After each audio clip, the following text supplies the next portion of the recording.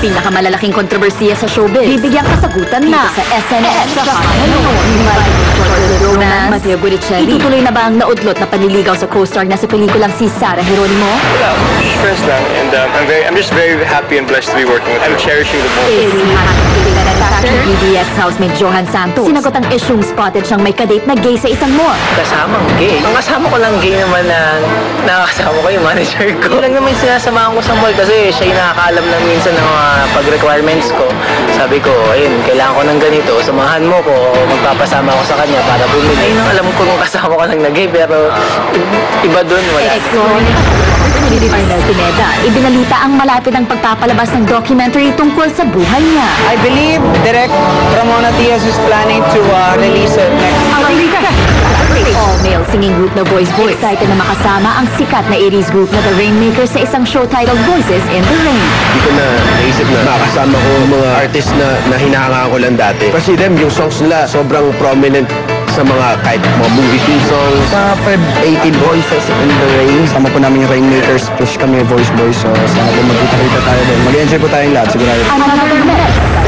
First anniversary issue ng Sharon at Home Magazine. Maraming hatid na sorpresa. Bukod sa birthday blowouts ni Mega para sa mga kapamilya. At sa unang pagsabak ni Julian Santos as part of the magazine. Featured rin dito ang exciting encounter one-on-one ni Mega with Eat, Pray, Loves Ketut sa Indonesia. Sisimulan na ang wala nakakatulad na balitaan. Only from the best in nightly showbiz exclusive. This is SNS Showbiz News Ngayon.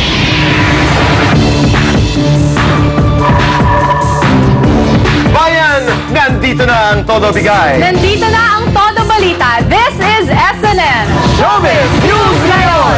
Good evening, Good evening, Philippines and the world, the whole world. Yes, very pang-pageant naman yung flowers. Ikaw naman para kang Greek goddess. Ito po yung mga kaibigan bigay sa akin ng Forever Mariel. The friends and fans of Mariel Rodriguez, maraming salamat. At itong mga rosas na ito na puti, Bianca, ay nais kong ibahagi po kay Bianca Gonzalez. Actually, they gave me flowers too, Tito Boy! It's in my dressing room. Gusto ko mag-thank you sila. Pero thank you so much. Mas bagay naman sa outfit ko to, Tito Boy. Okay.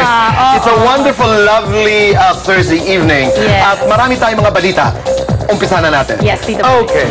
Ngayong araw, mga kaibigan, nagdiriwang ng ika-400th year ang pinakamatandang universidad sa Asia, ang Universidad ng Santo Tomas. I love saying it, Bianca. Yes. Universidad.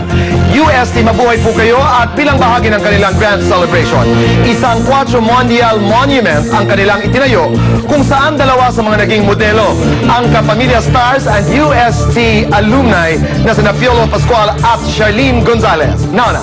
Pascual at Charlene Gonzalez, naging modelo para sa Quattro Mondial Monument ng University of Santo Tomas. The oldest university in Asia marks its 400th year with a grand celebration. Kabilang dito ang unveiling ng glass and bronze sculpture na gawa ng world-renowned Tomasian sculptor na si Ramon Orlina. UST alumni Piolo and Charlene, who both modeled for this dramatic 10-meter high monument, were both present during the notable event held at the Quadricentennial Square sa loob ng universidad. Well, UST has always been such an integral part sa buhay ko. At yung mga memories and moments that I experienced in UST, dadalhin ko yan habang buhay. What a wonderful homecoming. UST changed my life. Because of UST, nakapasok ako sa ABS. Because of my friends from Teatro Tomasino paved the way for me to enter showbiz because of Teatro Tomasino. So if not for UST, siguro hindi rin ako magiging artista. How do you feel that your mom's having her own monument here in UST? Happy? Happy. Bakit wala si Kuya Aga? Oh, he's working. Hindi naman nakaligtas si Piolo to face all the latest issues tungkol sa kanila ni Casey Concepcion. Isa na rito ang intrigang hindi di umano komportable ang aktor sakaling magkaroon ng kissing scene sina Casey at Sam Milby sa kanilang pagsasamahang. That's work. She can do anything. Pero Nag-react na rin si Piolo na maraming guys ang nagiging vocal sa paghanga nila kay Casey, gaya ng Azcal's heartthrob na si Phil Young Husband. Because anybody is entitled to that. Muli naman ang pipigilan ng mga tao to express their intention or say what they feel. May security naman, so wala kang problema. Oh, wow. kasi last time na-interview ka ng SNN, parang tinanong ka kung are you in love? Yes, I'm in love. Is it with Casey? May iba pa ba? I like that. I like that. Statement. It was an admission. It is. Sabay-sabay lahat dito sa studio. Wow! Oh. Kasi the last time, alala ko yun, he did say, yes, I'm in love. Pero pwedeng with life, with career, with ganyan. Bilang ngayon, may iba pa ba? And he didn't miss a beat, no? And MJ, was that MJ who was doing the interview? I think so, Congratulations. It was nicely phrased. The last time we spoke to you, you said you were in love. Was that with is that or present tense, diba? Yes. Is that with Casey? May iba pa. May iba pa ba? Wow! Bongga! From Piolo to another heartthrob na si Sam Milby. After Sam answered yesterday na hindi sila dating ng DJ na si Andy Manzano ngayon, isang impormasyon pa ang nakarating sa SNN. Huli na naman daw silang sweet na sweet sa isang bar somewhere in Eastwood, kamakailan. Mapaamin na kaya natin si Sam this time. Sana. Sam Milby, may itinatago na nga bang relasyon sa DJ na si Andy Manzano? Sandaling nanahimik ang love life ni Sam and he concentrated on his upcoming shows and projects. But just this week, isang tweet ang nakarating sa SNN na gustong kumpirmahin ang napapabalitang pagde-date daw ni Sam at ng DJ na si Andy Manzano, bagay na agad niyang sinagot. Sagot po ni Sam dito via text, no, Andy and I are not dating. We only have common friends, same group of friends.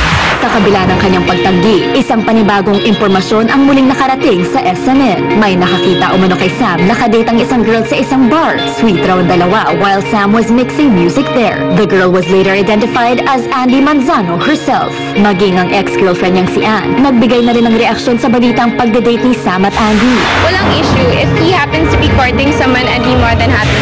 Agad pinuntahan ng SNN si Sam sa kanyang taping para kunin ang kanyang pahayag sa nasabing issue. Sometimes when we hang out, it's always with our common friends, so we're, the group. Ganun lang. But if given a chance, si Andy na ba ang posibleng pumalit sa pwesto ni Marie sa puso ni Sam? Hindi naman kami naging kami ni Maria. Possibly it could happen, but we're just friends talaga. So. Bigyan natin ang magkakataon, they're just friends. Pero ang SNN, mga kaibigan, hindi mo talaga mapapagtaguan. Susundan ka talaga. You're taping, you're singing, you are at the UST, susundan ka talaga ng SNN. Okay, oras na po para sa ating inaabangang instant tanong, instant sagot. Ang tanong ni It's Serrani or It's Serrani, nakita ko po sina Enchong D and Bianca manalo sa Greenbelt last week.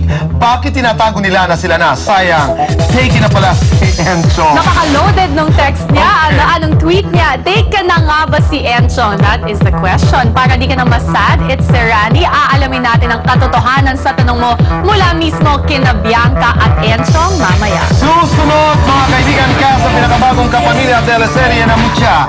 Isa-isang hinarap ang mga isyong kinasasangkutan nila. At Cyril Manabat spotted na kinis sina Bugoy Carino at SCQ Kiddie finalist na si Clarence! Yun yung crush ko, Tito Boy, ang mga bata. Okay. Meron? Ano ba yan? Abangan yan sa pagbabalik ng SCQ.